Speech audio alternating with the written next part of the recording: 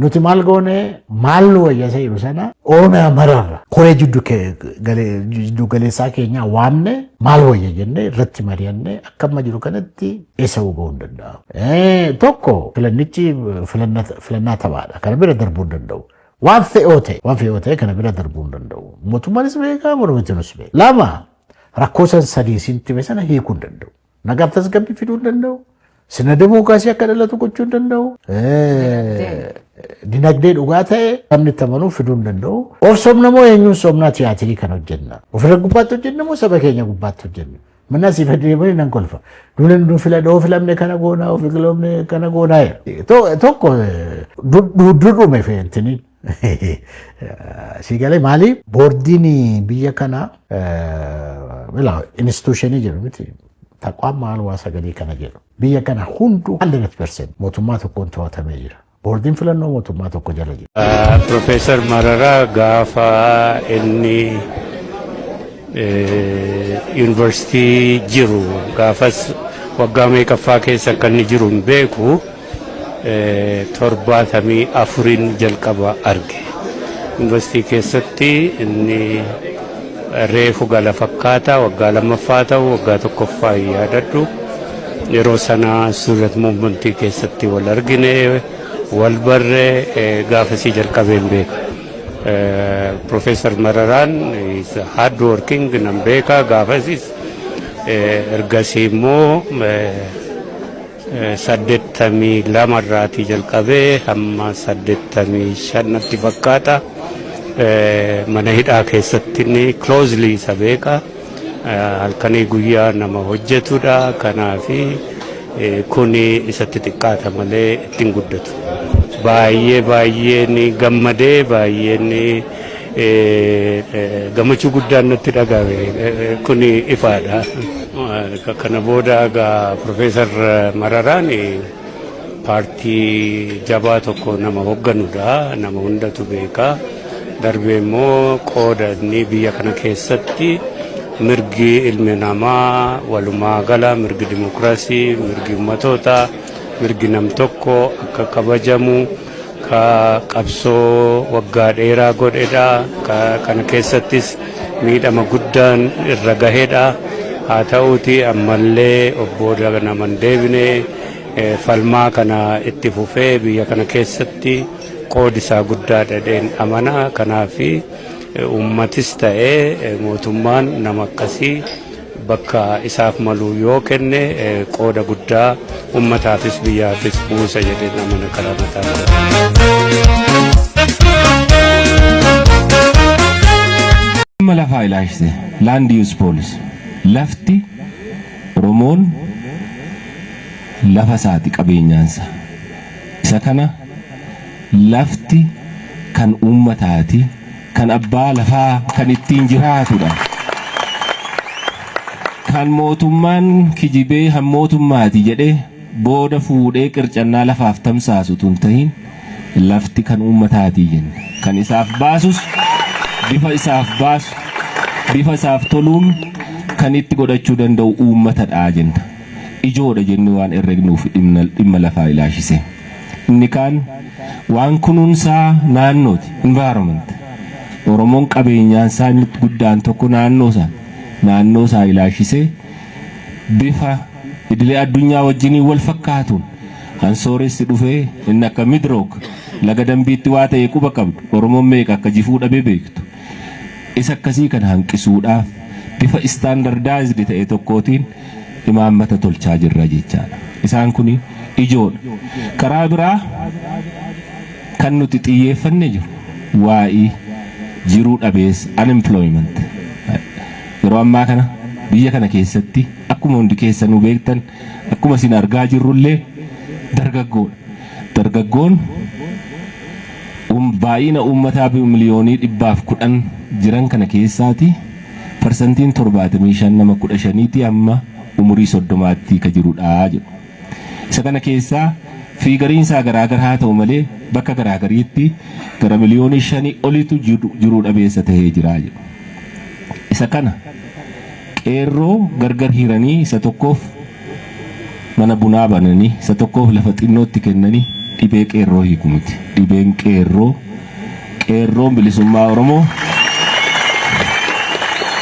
qeerroon bilisummaa Oromoo kan inni qabsaa'e dantaa nama tokkoof dantaa mataa isaatiif mitaniin obbolaansaa dhabe. Jijjiirama hawaasaa waliigalaa arguu barbaada.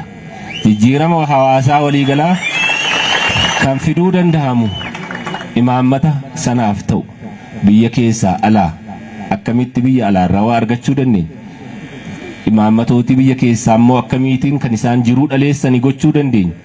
Qotee bulaa keenyarraa gara jijjiiramaatti yoo fiduu dandeenyu, gara indaastiriitti fiduu dandeenyu, akkamitti humni barate kun, humni sammuu barate qabu kun jiruu irratti bobbaasa jedhuuf piroojeektii adda addaa tolfataa irratti qophaa'aa jirraa jecha. Isa kanaaf tokko tokkoon yoon qophii imaammataa keenyatti seene isinillee nuffisiisa. Waliigala kananiin jechuu barbaadu filmaatatti deemna. Filmaata kanatu nagaaf dimokiraasii biyya kana keessatti fida jenneeti herregna. Nuyi akka keenyatti hoogganoota adda bilisummaa Oromoo akka isaan filamaniif miti kan adda naaf. Hannuti arguuf hawwinu uummanni Oromoo uf keessaa ijoollee isaa keessaa naa ta'u naa bulchu sammuu isaaniif abboomamu uummata isaaniif abboomamu heera biyyichaafis kabaju warra jedhee herregu filatee akka inni uf aangomsudha barbaanna. Sana keessatti sagalee isaa yoo aangomse adda bilisummaa Oromoo hinjifatee jenneeti gammachuu guddaa godhanna jecha. Kanaafuu uf aangomsuudhaaf wal faana hojjechuutu nurra jira. Daakaa bishaan daaknu kana wal faana daakuu danda'uutu nurra jira. Wal faana daaknee wal faana ce'uutu nurra jira. Waajjira banattan keessanitti wal gurmaa'isuutu sinirra jira. Wal ijaaruutu sinirra jira. Waldaan dubartii, waldaan dargaggoo, kan qotee bulaa, kan adda addaa toora tooraan haniin ijaaramiin bilisa bahuu hin danda'u. Han ijaarameetu bilisa bahuu danda'a. Wal ijaaramaa ammoo wal faana ijaaramaa. Sagalee keessan akka bakka barbaachise irra ta'u jabaadhaati irratti hojjedhaan jedha. Waliigala yaaddoon hin jiru jechuu hin dandeenyu. Gaadidduu yaaddoon irra jira. Kana jechaan maal jechaan warri yoo nuti biyya binne malee biyyi nagaa ta'uu hin dandeessu, nagaa ishee gochuun nurra hin jiru jedhanii wal ijaaranii hidhachiisanii goolii adda addaa uumanii ni jiru. Inni kun har'a Oromoon sabaaf sablammii isa faana jiru wajjiniin akka inni nagaa hin jiraanne gochaa jira. Walii isaa keessatti bifa amantiitiin akka inni wal tuttuqusa gochaa jiru. Isa kana hundi keenya wal jala deemnee sabaaf sablammiin nu keessa jiran akkatti jiraataa turre sini beeku, gaaf tokkollee Oromoon ofirraa dhiibee hin beeku. Isa kanaan mallee bifa ijaarsaan bifa gara bal'inaadhaan qabamuutu sarra jira. Walii keenya immoo ganda amantiidhaan sababa itti wal qoodnu waan nu hanqatu hin jiru. Waa hunda qaba Oromoo. Waa inni itti cichee irratti hojjechuun isarra jiru mirga waloo isaati jechaadha. Karaa biraa akka dhaaba adda bilisummaa Oromootti sadarkaa lamatti waa hojjetaa jirra. Waan mootummaa biyya tokkoo nama goosisuu danda'u. Takkaffaa akkuma beektan filmaanni kun kan inni ta'uuf deemu waan lamaaf. Tokko mana marii federaalaa uumuuf, lammeeffaan kan caffee Oromiyaa uumuuf. Ka caffee Oromiyaa uumuuf keessatti jaarmoleen Oromoo hanga dandahametti bifa nagaaf tasgabbaa, bifa immoo wal fuulduran dhaabanneen akka isaan wal faana hojjetanii jecha qindoomina jaarmaa paartii biyyoolessa Oromoodhaa fi jaarmaa kafaa wajjiniin uumaa jirra. Inni kun nagaa fi humna tokkoon akka naannoo keenyatti bobbaanudha. Karaa biraa biyya guutummaa biyyaa irratti warra ilaalchi siyaasaa isaaniin wajjiniin wal fakkaatu. Kana jechuun maaliin warra mirga waloof mirga nam tokko irratti ilaalcha nu fakkaatu qaban. Warra federaalizimii sabdaneessaa irratti ilaalcha nu fakkaatu qaban. Warra hiree ufiin murteeffannaa irratti ilaalcha nu fakkaatu waliin qaban. Wajjiniin laga ceenee yookiin ollaa keenya jaarmolee adda addaa wajjiniin qindoomina uumnee jirra. Isaan kana keessaa haga tokko maqaa dha'uuf jaarmiyaa warra Ogaadeen kan bilisummaa warra Ogaadeniif falmu wajjiniin jaarmaa warra Agawoo wajjin jaarmaa warra Moochaa warra kaan wajjiniinis kan Affaar kan Qimaant fi kabiroo isaan kana wajjiniin qindoomina uumnee sadarkaa guutummaa biyyoolessaa irratti humna abdatamaa tokko taanee mul'achuuf tattaafataa jirra jechaadha. Isa kana bartanii keessumaa dargaggoon keenya qeerroon keenya kan obbolaawwan keessan isin biraa itti kufan sana bakkaan gahuudhaaf yeroo isin itti naamusaaf jabinaan itti hojjettan yeroon isaa ammadhaa jenna. Isa kana gochuuf immoo ka durii caalaa wal ijaartanii naamusa godhattanii gaaffiif deebii keessan lafa keessanii kan dhaaba jalatti hiriirtan addaan baafattanii yeroo itti hojjettanidha jenna. Amma dhaabni adda bilisummaa Oromoo fagootu hin ta'in isin keessa jira. Dhaabni adda bilisummaa Oromoo isin iddoo jira. Isin fuuldura jira. Kanaadhaaf isa kana hubattanii jabinaan akkasiin cimtanii irratti hojjettan ammallee irra deddeebiseetaniin isinii hima. Dhaaba obsaaf murannoodhaan qabsaa'uuf rakkoon xixiqqoon isheen akka har'aa arginu kun hoomallee miti. Hoomallee miti akka waan guddaatti illee hin ilaaliina. Isa kanaaf rakkoo uummata keenya irra jiru irra aanuudhaaf daran kana caalaa obsaaf murannoodhaan qabsaa'uu qabnaa isiniin jedha. Xumuratti kaniin jedhu. Xumuratti kaniin jedhu adda bilisummaa Oromoo dhiiga ijoollee keessaniin lalisee hanarra as gahee isin jidduu jirudha. Isa kana bartanii dhaaba lafee gootowwaniin utubamee jiru kana kaayyoo ganama innitti lafa biyyaa baheetiin kaayyoo ganama innitti uforeege sana dhugoomsuudhaaf hundi keessanillee murannoo godhattanii akkasiin ammaa kaastanii ka durii irra caalaa kana dura waan goone jechaa komiti ka durii caalaa bifa qindoominaan akkasiin filmaata kanarratti bobbaatanii dabballoonni keenya gorsa isinii kennan hunda akka jala deemtanii bakkaan geessitan abdiin qabaa. Injifannoon aangoon kan ummataati. Galatoomaa.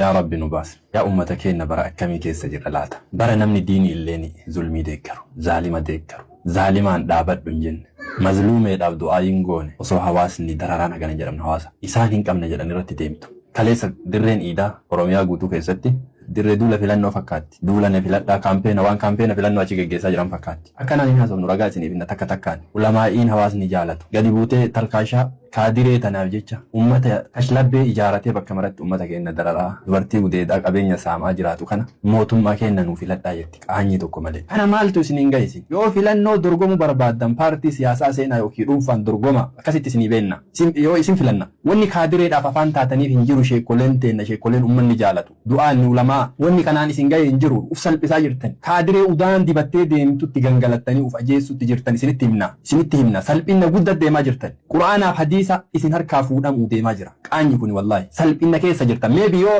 lubbuu keessaniif sodaattan takkii garaaf bitamtan ifa bayaa du'aataa miti isin deemaati kaadiree ta'a akkas wayyaa qaanyi kun wallahi ummanni keenya bar kaleessa sheekolee teenna gootota akka sheekotaa hin qabnu jedhee beeka bar sheekolee hadha darree taatee kaadiree faarsaa ooltu tanaa miti du'aata hadha kaadiree faarsaa ooltu tanaa miti ummata keenya silaa mootummaa kana afoo dhaabatanii dhaabadhu jechuuf ummanni riraa qofti gaha ummanni keenya kasirkaa qofti gaha wanni harargeetti ta'aa jiru nama dalagataa fi halkanii guyyaa olii gad deemurra dalagamaa jiru gaha hawaasa keenya ka magaalota gurguddoo keessatti maqaa caraqaatiin maqaa kaartaa pilaaniitiin mana irraa diigan qofti gaha kashlabbeen takka takka mana irra deemtee nama keenya saamaa jirtu miti gibirri haga lubbuutitti ummata keenyatti diraniiti baatii sadii ummanni keenya gabbaraa jiru qofti gaha mootummaa kana afoo dhaabachuu dantaa dhuunfaatii miti wanni nuti miidiyaa kanarraa iyyinuufi badii ummata keenya irratti raawwatamaa jiru ummata keenya kadhattuu ta'aa jiru kanaafi wanni nuti iyyinuu waan biraati miti kana arguu dadhabdaniiti dantaa garaa keessaniif waa argattaniiti kabajaan addatti isiniif kenname tokkolleen hin jiru dureewwan ummataati jedhee mootummaan halkanii guyyaa akka killee isin qabatee jennaani isin bilisoomtanii ummanni keessan akka fedhaa ta'u gamaa gamanattuu amantii mararratti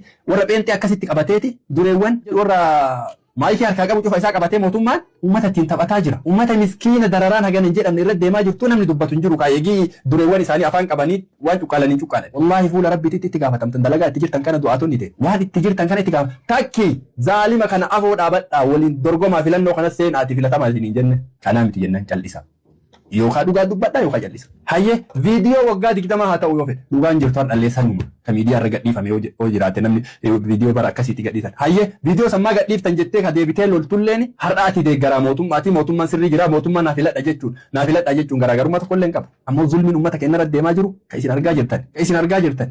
Achuma ishee fakkeenyaaf dodola keessatti aanama dodola ganda buuraa maaltu irra raawwatame baatima takka lama dur hawaasa guutuu halkaniin itti yaa'anii kashilabbee itti erganii uummata saamaan bulle halkan guutuu kana mootummaan haa ta'u nageenya isin eegame du'aatonni keenya uf laalaa yoo sodaattan yookiin yoo garaa keessaniif bitamtanii waan ufii keessanii waa ittiin argattanii faarsaa jiraattan deema isin du'aataa miti du'aata keessaa ba'aatii kaadiree makama yookaan uummata keessa waliin jiraata akka kalee jiraattanitti gaafa isin rakkoo takkaa mootummaan isin gargaariin jiru uummata kana keessa jiraattanii uummata kana keessa diin barattanii uummata kana keessatti mataa taatanii masaajiin isinitti kenname bakka maratti uummata kana afoo jirtan kanaaf yoo hin jiraanne uummata kana keessatti illee kabajaa qabaachuu hin dandeetta jaalalas qabaachuu hin dandeetta waan kalee uummanni isinii qabu san gadi buusaa jirtan ekkoleen teenna kalee qabsoo karaa lamaa geggeessan qabsoo diiniitii fi ta'u oromummaallee tahardhaa ammootu diiniyyuu gurguratu jirtan jechuudha. Ija kanatti diiniyyuu gadhiiftanii zaalima deeggaraa jirtan ka. Namni diinii namni haqaa namni nama afoo dhaabatu baaxila jedha zaahira deebu kana ka argitan kan. Kana waluma himaa deemna wanni namaan sodaachisan isin abaarsa eessa deemta jennaan. Bakka na ergan yoo dhabe hoo jennaan abbaaf deebi'aa jedhu karaa irra hin jirtanii dhaabadhaa du'aatonni ta'e na jaalatamoon karaa irra hin jirtani dirree argattan maratti kaadiree taatanii baatanii jirtan kanarraa of deebisa itti salphataa jirtan kanuma jenna wasalaamu alaikum warahmatullahi wabarakaatu yoo ragaa barbaaddan takka takkaan isinii dhiyeessine kun haasaa keessan waan isin haasaa jirtan takka takkaan